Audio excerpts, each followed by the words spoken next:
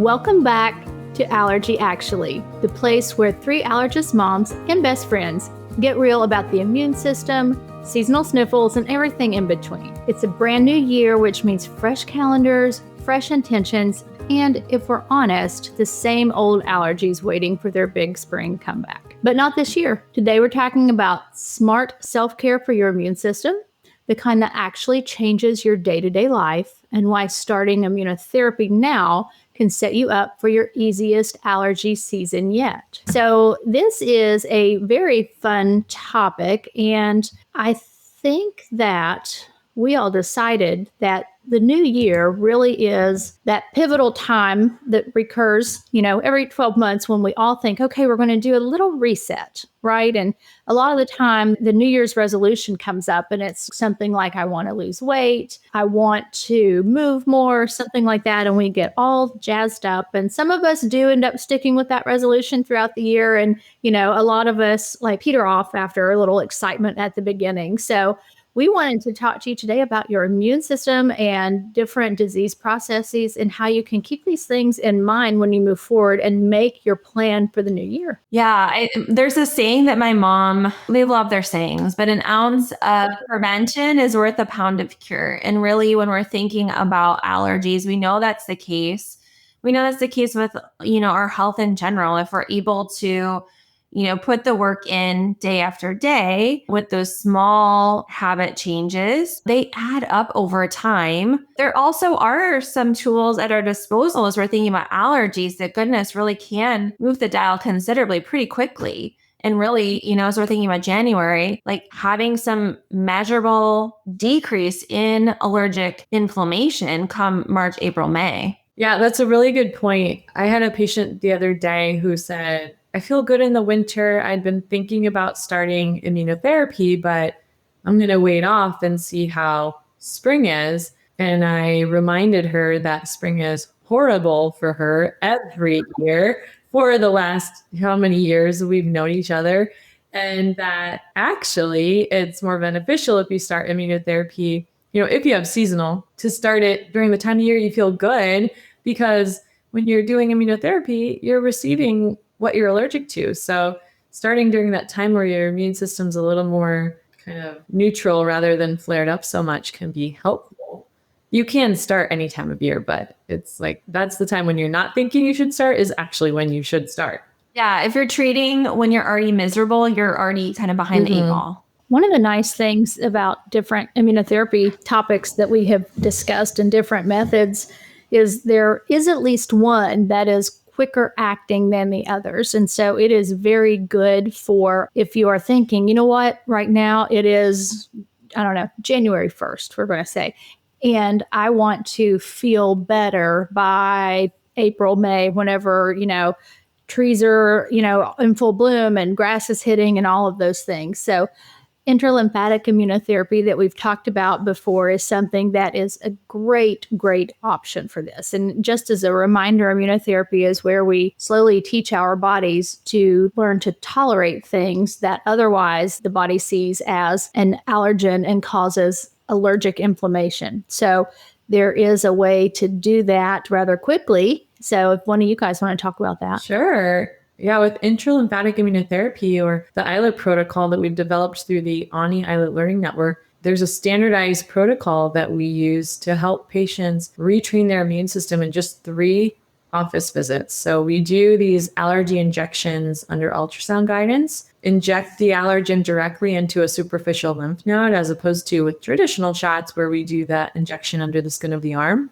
But by delivering that antigen directly to the lymph node, it's a more efficient process. And with 1 injection every 4 weeks, you can finish your treatment in 8 weeks. We tell people expect to feel better within a month of finishing that treatment, so within 12 weeks. But oftentimes patients report to us that they're feeling better sooner, better quality of life, life-changing treatment for them. Yeah, and I think when we're thinking about, what are the ways that we really can harness the power of behavior change, because that's what we're talking about, in regards to like making new habits, setting resolutions. We know from science that there are a few ways to do that. If you have fewer visits that you need to show up for, it's much easier for you to follow that through to completion, like much easier. And when we think about traditional allergy shots or even under the tongue drops, which you can do at home, gosh, the ability for folks to follow through on that over a 3 to 5 year process or time frame is what, like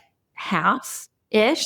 On average, when you pull the different studies, and of course, every practice could be different, but it's around like 50 to 60% of people that start traditional shots and SLIT will eventually quit before they complete a full course. And if you don't finish the full course, you don't get the long-term benefits that you set out to obtain. So that's a really good point. It's also a cost thing. If you're going to invest in a medical treatment for yourself, either way, there's some kind of investment. Really think long and hard. Which one am I going to be able to commit the time to?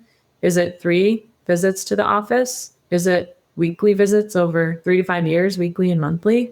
Is it something I have to do every single day, but at home? Like, everybody knows themselves and what their history of pattern change is. I think, there's some micro habits we can do too. So the other way that we can really affect change is just making these small little swaps or minor behavior changes that add up over time. And so, one of those things is a 10-minute reset at the end of the day, cleaning up your space, your office space at the end of the day. I say that and I'm looking at my office space and it reset right now.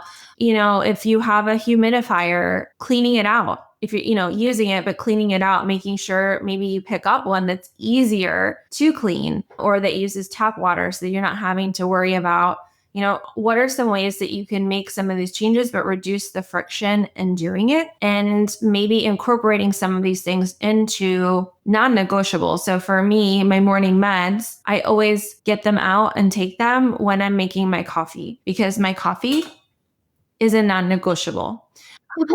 And in the evening, I take my evening meds when I'm brushing my teeth, because that's a non-negotiable. One of the things that I'm big on is I'm a big goal setter, and I like to think in a linear time fashion. I try to do this with my patients too. So for instance, when I'm seeing them in January, we talk about, or, the first few months of the year, we talk about what our plan for the year is. And this is even people who I've seen for ages who may or may not have wanted some type of immunotherapy, but just basically with every patient, I like to talk about what our plan is. People get worried, I think, whenever we start a medication and they think that it's something they have to be on every single day for the rest of their life. And in some cases it may be, but what I always tell them about allergies in particular, they're dynamic, they change. It's based on how your body is doing with other diseases, its total inflammatory state, different seasons, different exposures. There's so many things that affect that. So I tell them,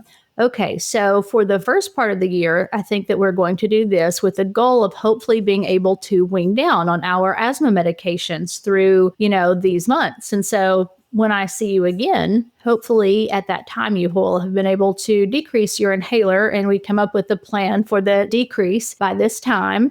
And so you get this medication break, hopefully through this season, and then we will restart it, at this point.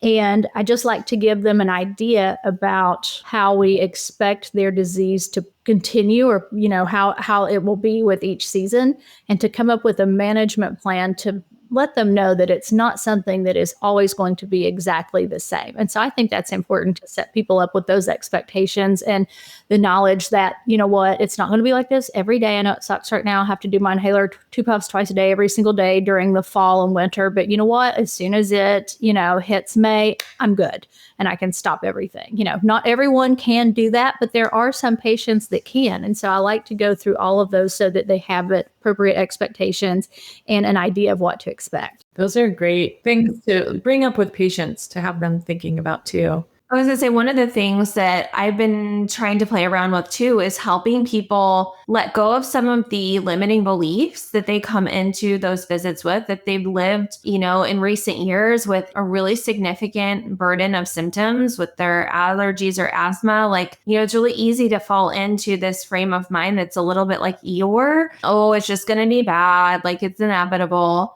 But really helps them see what 2026 allergy season could look like and start to imagine that, what that could be. Because really, when we think about the professional athletes and how do you think that they are hitting all those free throws? It's not just practicing the reps with their muscles. It's also opening your mind up to the idea that the future could look different. That's really an excellent point. So this has been a great discussion. I'm actually really excited to think about talking about with some of these things with my patients, and then also thinking about for myself. These were very good ideas. So thanks for hanging out with us. If you're ready for a calmer, clearer, more energy-friendly allergy season in 2026, now's the moment to start the habits that support your immune system and to consider immunotherapy before spring hits. If that's something that you're a candidate for, please reach out to your allergist and talk about it now. Don't wait until you're hot in the middle of allergy season. So if this episode helped you think differently about your health, please hit follow, share it with other people who are allergy warriors in your life. Leave us a quick rating. It helps more people find real, practical answers just like this. We'll see you next week. Your immune confident year starts now.